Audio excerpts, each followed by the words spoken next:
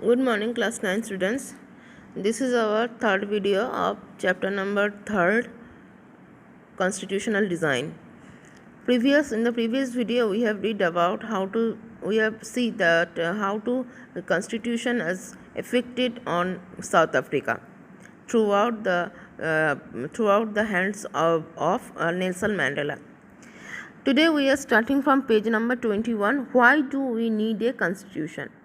Before this topic started, I want to say that we saw that constitutions is very demandable things that where discriminations are very much growing up.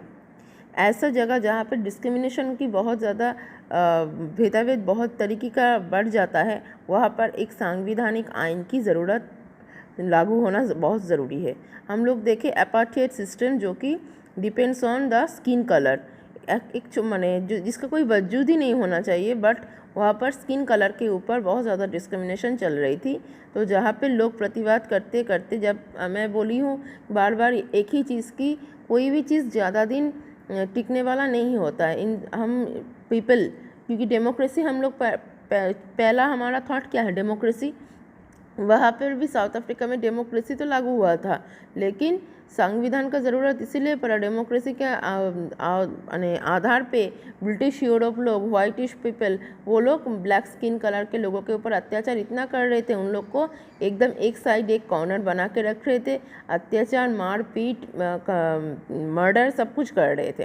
तो इस जगह पे जाके लोग जबकि और सहन नहीं कर पाए, तब जाके थोड़ा थोड़ा करके नए नए तरीके का स्ट्रगलिंग मूवमेंट के दौरान उनका डिमांड सामने खड़ा किया, जहाँ पर ब्रिटिश लोग समझ लिए कि हम और नहीं टिक पाएंगे, तो हमें वाइटिश पावर का यहीं पर ख़त्म करना है और हमें यहाँ से मूवमेंट करना है, या फिर हमें अगर रहना है तो ब्लैक एंड वाइट को एकत्रित होकर ही रहना है. तो इसके लिए क्या बनाना पड़ा, एक संविधान, जो संविधान नेल्सन मंडेला के दौर पर और भी सप्लीमेंट्री हुई.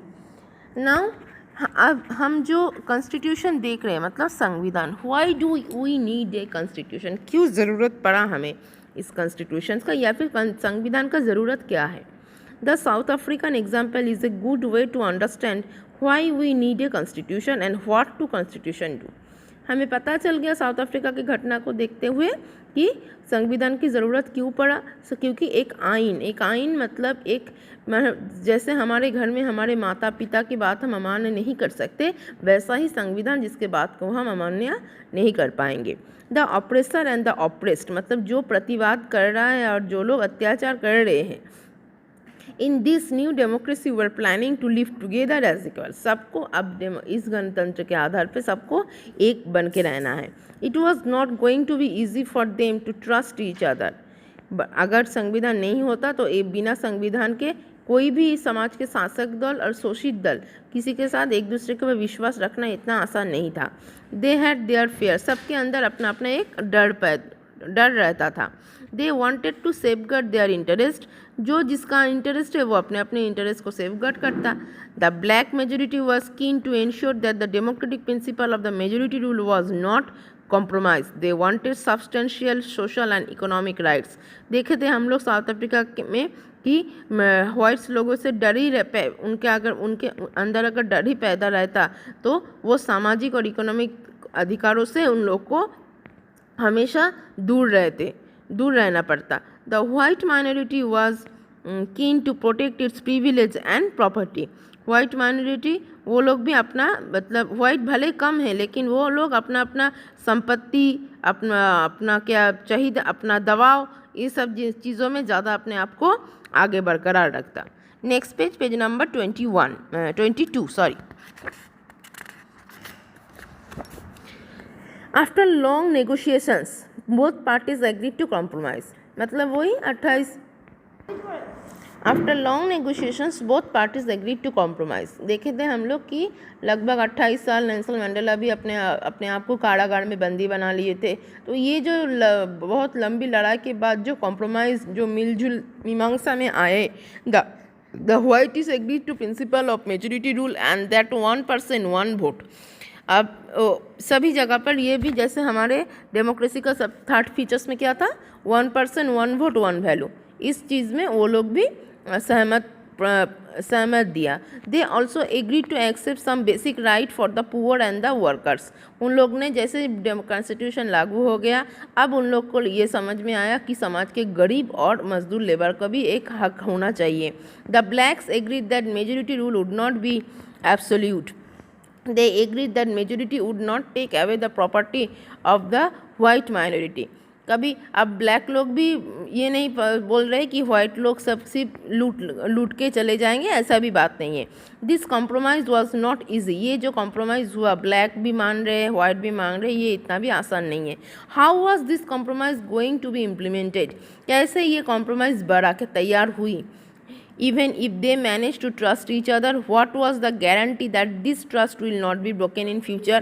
आज जो विश्वास गठन हुआ है, क्या भरोसा है कि कल जाके वो टूट ना जाए?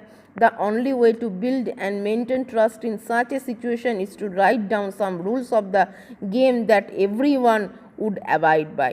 तो ये जो बिना टूट पाए, जो भरोसा हम लोग नहीं कर पा रहे कि फ्यूचर में वो टूट जाए विश्वास, इसके लिए कुछ नियम लिखित होना ज़रूरी है, जहाँ पर ये एकदम माने कम्प्लीटली इसको लिखित होके रहेगा, लिपिबद्ध होके रहेगा।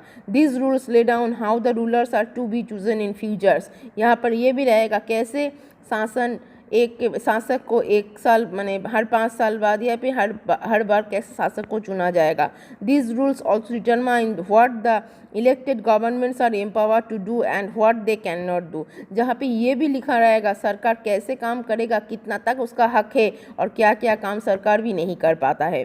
Finally this rules decided the rights of citizen. यहाँ पर और भी लिखित रहेगा, क्या लिखित रहेगा? लिखित में ये भी रहेगा हम नागरिकों का अधिकार के बारे में। Winner can not change from them very easily. जीतने वाले हर कुछ चीज़ों को आसानी से बदल नहीं सकते। This is what the south Africans did. यही सब साउथ अफ्रीकन में हुआ था, मतलब वहाँ की कॉन्स्टिट्यूशंस में, संविधान में यही सब लिपि हुआ था, लिखित हुई थी।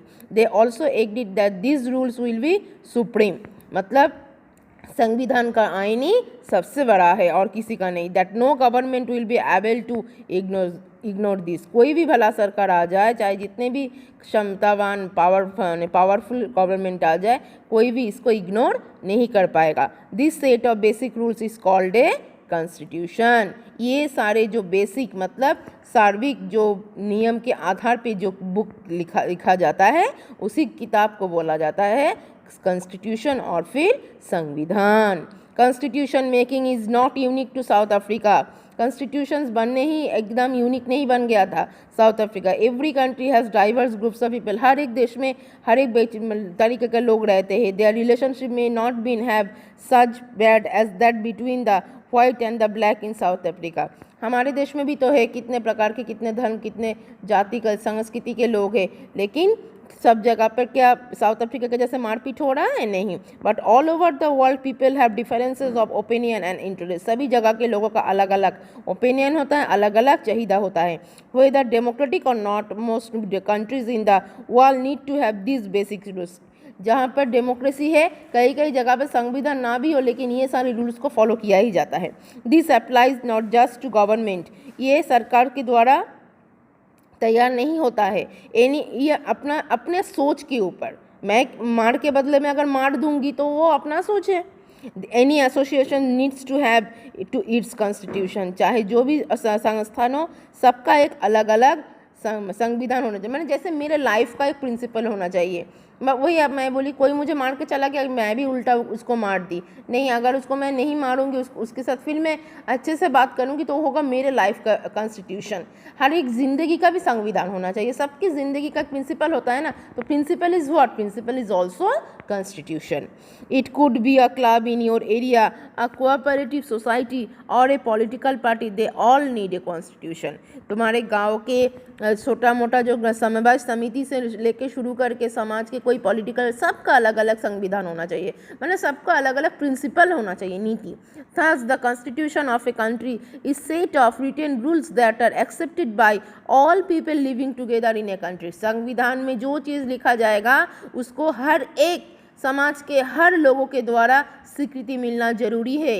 Constitution is the supreme law that determines the relationship among people living in a territory called citizens. संविधान वो चीज़ है, संविधान का आइन वह उतना तक सुप्रीम मतलब सर्वश्रेष्ठ है जहाँ पर निश्चित करता है, वो आइन ये निश्चित करता है कि जो भी छोटा बड़ा रिच पुअर मार्जिनलाइज अनमर्ज सब के लिए वो मान्यता समान होगी। और ये इसी मान्यता ग्रहण करने वाले लोगों को बोला जाएगा सिटीजन या फिर नागरिक। And also the relationship between the people and government. और यही आइन सरकार और आम नागरिक के बीच संबंध भी स्थापन करता है, क्योंकि जिसको सरकार को भी जितना संविधान में लिखे हुए हर एक लफ्ज़ को मानना पड़ता है, एक आम नागरिकों को भी संविधान में लिखी हुई हर एक लफ्ज़ को मानना पड़ता है। A constitution does many thing, एक संविधान बहुत कुछ कर सकता है। First, it generates a degree of trust and coordination that is necessary for different kind of people to live together. सबसे बड़ी बात है डाइवर्सिटी ऑफ पीपल में, डाइवर्स ऑफ पीपल में हर एक तरीके के अलग अलग लोग, कोई असमिया, कोई भूटानी, कोई उड़िया, कोई बंगाली, सब लोग जब एक ही देश में रहते हैं तो सबको एक माला में एक तंत्र में स्थापित करने का काम करेगा कौन? संविधान। Second, it specify how the government will be constitute, who will have power to tell whose decision. Second में क्या बोल रहा है? यही समझाता है एक सरकार को कि सरकार संविधान के दायरे में रहकर कैसे नागरिकों को हर एक सुविधा देने में मजबूर देना पड़ेगा। Third, it lays down limits on the powers of government and tells us what the rights of the citizens are and और क्या बता रहा है? यही संविधान हमें दिखा देता है हमारा आक्षरिक, हमारा बेसिक अधिकार क्या है। What is human rights, what is our fundamental right, हमारा कहाँ तक हमारा अधिकार है।